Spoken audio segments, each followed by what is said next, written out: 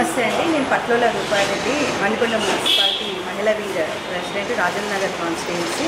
ఇవాళ మనము చేవల పార్లమెంట్లో చూస్తున్నాము. కాసాని జ్ఞానేశ్వర్ ముదిరాజ్ మన బీసీ బిడ్డ, పేదల పాలిట పెన్నిధి అన్నట్టు మన కోసం ఆయన ప్రజల్లోకి వచ్చాడు. నిజంగా అట్లాంటి వ్యక్తి రావడం మనం అదృష్టంగా భావిస్తున్నాము. ఇవాళ కాసాని అన్న గెలుపు కోసం ఈ మహిళలందరం కూడా భారీ ఎత్తున ప్రజల్లోకి వెళ్ళడం జరుగుతుంది. కేసీఆర్ ఇదివరకు చేసిన పథకాలను కూడా ప్రజలందరూ కూడా చాలా సంతోషపడ్డారు. కానీ ప్రజల లోపల ఇవాళ ఒక బాధ అనేది ఉంది. ఎందుకు మేము అనవసరంగా ఈ కాంగ్రెస్ ప్రభుత్వాన్ని గెలుచుకున్నాము, మాకు బుద్ధి వచ్చింది అని చెప్పి మేము మా తప్పును సరిదిద్దుకుంటాము, ఈసారి బీఆర్ఎస్ పార్టీకే ఓటేసి ఖచ్చితంగా కాసాని జ్ఞానేశ్వర్ అన్నని గెలిపించుకుంటామని చెప్పి మహిళలందరూ కూడా బ్రహ్మరథం పడుతున్నారు. మేము డోర్ టు డోర్ వెళ్ళి కూడా ప్రతి ఒక్కరిని కలవడం జరిగింది. మాకు చాలా మంచి స్పందన ఉంది.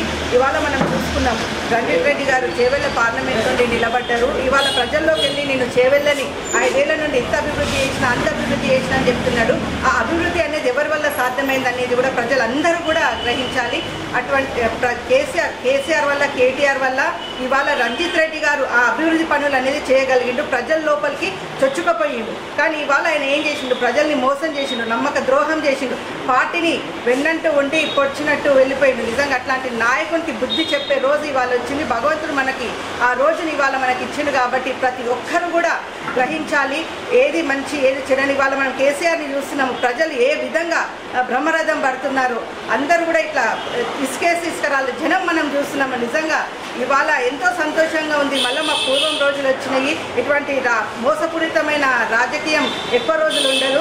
ఖచ్చితంగా మళ్ళీ మన బీఆర్ఎస్ ప్రభుత్వమే అధికారంలోకి వస్తుంది. ఖచ్చితంగా చేవెళ్ళ గడ్డపైన బీఆర్ఎస్ జెండానే ఎగురవేస్తాము. ఎందుకంటే ఇది మాకు నిజంగా ఒక కసి, ఒక పట్టుదలతో చేస్తున్నాం. ఎందుకంటే రంజిత్ రెడ్డి మాకు చాలా నమ్మక ద్రోహం చేసిండు, పార్టీకి నమ్మక ద్రోహం చేసిండు.